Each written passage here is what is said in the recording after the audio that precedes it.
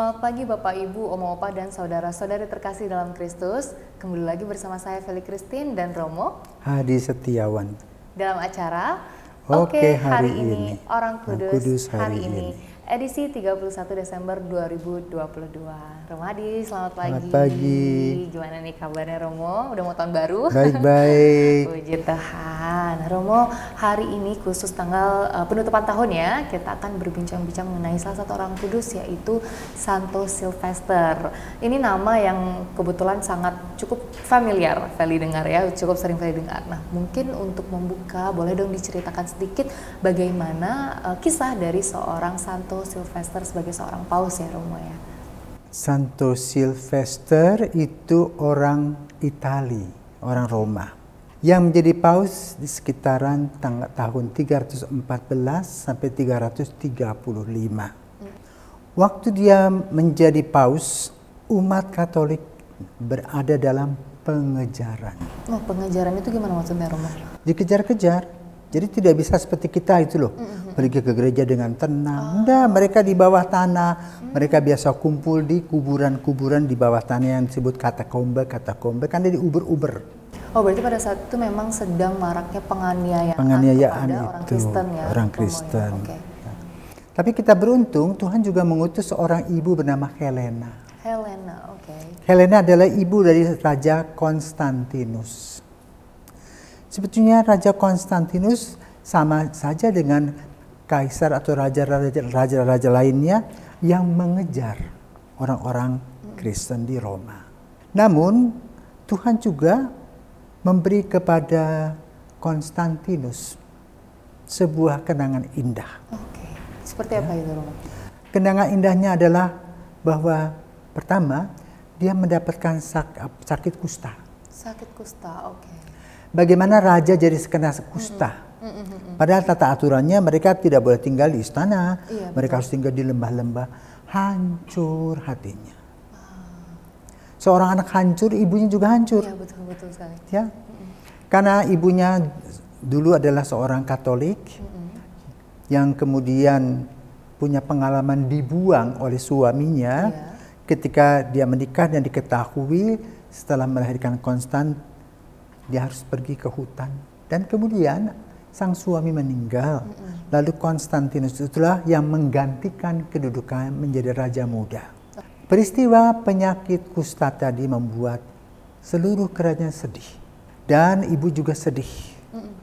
Kebetulan waktu itu adalah yang berkuasa dalam gereja Paus Sylvester pertama. Ibu konsultasi, disuruh berdoa, dan kemudian ibu ngobrol-ngobrol dengan Konstantinus tentang kemungkinan mengenal Kristus. Tentu dengan harapan dia sembuh dari kustanya. Kemungkinannya berbincang-bincang dengan ibunya kalau dia disembuhkan. Betul. Lalu berkonsultasi dengan Paus Sylvester yang pertama. Ketika dia dipermandikan, sembuhlah. Maka kemudian dia berjanji bahwa seluruh kerajaan Romawi itu menjadi Katolik. Dan itulah situasi dari gelap terbitlah terang. Betul. Umat tidak lagi di bawah tanah, tetapi semua bergerak kencang. Karena pertobatan tadi, karena banyak sekali orang dipermandikan. Betul.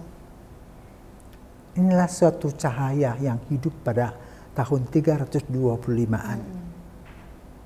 Kemudian dia juga memberi kepada paus ini sebuah istana musim dingin yang kemudian dibangun menjadi gereja di daerah Lateran di bawah perlindungan Santo Yohanes Baptis. Dan raja ini memberikan support dana dan sebagainya.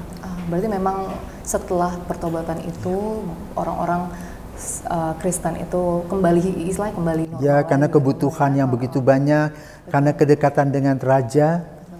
Ya, lalu raja juga bergerak bersama ibunya. Mendirikan banyak gereja. Ya.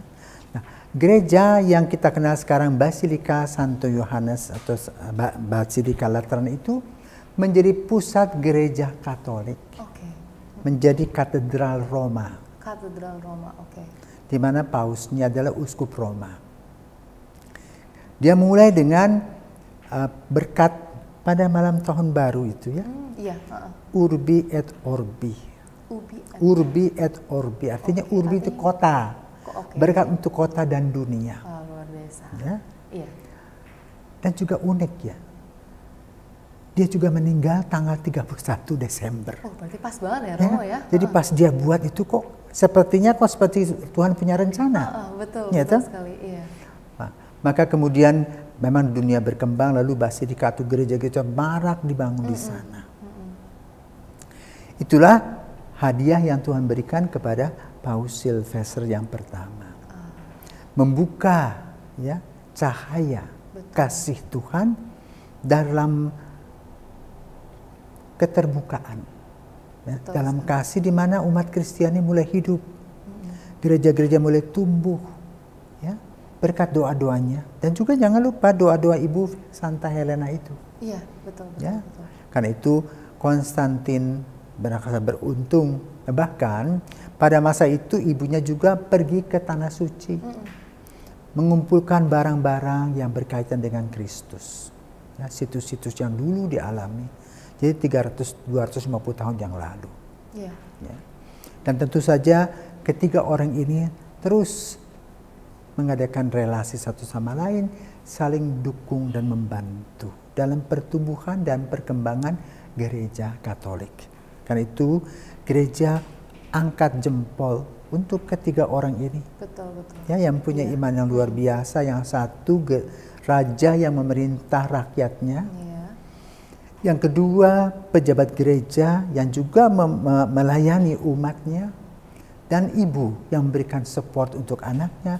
Dan juga bekerja sama dengan Paus Silvester yang pertama. Sehingga situasi gereja damai dan sejahtera. Seperti kita menyanyikan lagu Natal, ya sukacita. Dan malam tahun baru merupakan harapan yang baru. Amin. Ya, maka kita berterima kasih kepada Tuhan untuk tiga orang tadi, ya, yang luar biasa, terutama Paus Silvester yang pertama. Betul, istilahnya Paus Silvester ini merupakan salah satu orang yang membukakan jalan ya, Romo ya, dulu ketika umat-umat Kristen itu lagi maraknya dianiaya, beliau yang membukakan jalan untuk bisa bangkit kembali, istilahnya bisa berhidup normal kembali dan bisa ada sampai sekarang ya, Romo ya. Oke, terakhir nih Romo, apa sih selain kisah tadi itu ada nggak pelajaran-pelajaran atau teladan-teladan yang bisa kita ambil dari Paus Silvester ini untuk kita implementasikan kepada teman-teman, orang tua, dan orang-orang di sekitar kita? Doa adalah sebuah kekuatan. Ini terbukti dari doanya Paus Silvester pertama maupun juga doa Santa Helena. Yang meminta kepada Tuhan agar kerajaannya tumbuh dan berkembang. Dan mereka minta bukan untuk kepentingan pribadi mereka, melainkan untuk begitu banyak umat. Betul. Maka bila kita menjadi seorang pejabat, baik gereja maupun pemerintah, kita harus melayani rakyatnya. Ya, sehingga akan ada hasil yang luar biasa, yaitu berupa berkat dari Tuhan. Ya, sehingga rakyatnya merasa tenang, umatnya merasa bahagia dan bangga punya pemimpin-pemimpin yang hebat. Ya. Karena itu, mari kita saling mendoakan para pemimpin kita, baik yang pemimpin gereja maupun pemimpin masyarakat. Ya. Luar biasa Romo. Kisah yang menurut Feli tentunya sangat luar biasa ya Romo ya, karena Feli cukup sering mendengarkan nama Silvester namun tidak tahu kisah di balik nama Santo Silvester ini. Nah Romo, sebelum Feli menutup acara pada pagi hari ini, boleh berkenan untuk Romo tutup dengan doa ya Romo ya. Ya. Jadi jangan lupa uskup kita juga namanya Silvester. Iya, betul sekali. Ya, jadi kita juga mendoakannya. Iya. Baik, mari kita berdoa dalam nama Bapa, Putra, dan Roh Kudus. Amin. Bapa penuh kasih, kami mengucap syukur kepadamu karena Engkau telah mengutus Santo Silvester sebagai paus yang berkenalan dengan Santa Helena untuk menyambut putranya Raja Konstantinus Agung menjadi pengikutmu, yang membuka mata dan hati serta kesempatan saudara-saudara kami lainnya pada masa itu, sehingga gereja menjadi lebih terang dan terbuka. Kami mohon berkat-Mu Tuhan agar kami pun juga mengalami peristiwa ini dalam hidup kami, sehingga kami boleh berbahagia sebagai seorang umat Katolik. Kami persembahkan doa ini ya Bapa ke dalam tangan-Mu kini dan sepanjang masa. Amin. Kemuliaan kepada Bapa dan Putra dan Roh Kudus, seperti pada permulaan, sekarang, selalu, dan sepanjang segala abad. Amin. Tuhan bersamamu dan bersama rohmu, semoga kita dan malam tahun baru kita serta hari yang baru esok diberkati oleh Maha Kuasa Bapa dan Putra dan Roh Kudus. Amin. Santo Silvester, doakanlah kami. Bapak, Putra, Kudus. Amin. Selamat pagi. Selamat malam tahun baru. Selamat malam tahun baru. Dan tidak terasa Oma, Opa, Bapak, Ibu, dan saudara-saudari terkasih, kita sudah sampai di penghujung tahun ya, Romo ya. Maka dari itu kami segenap kru tim Oke hari ini mengucapkan sekali lagi selamat tahun baru 2023. Amin. Baik, kalau begitu nantikan video-video kami selanjutnya dan sampai jumpa di acara Oke hari ini Orang Kudus hari ini.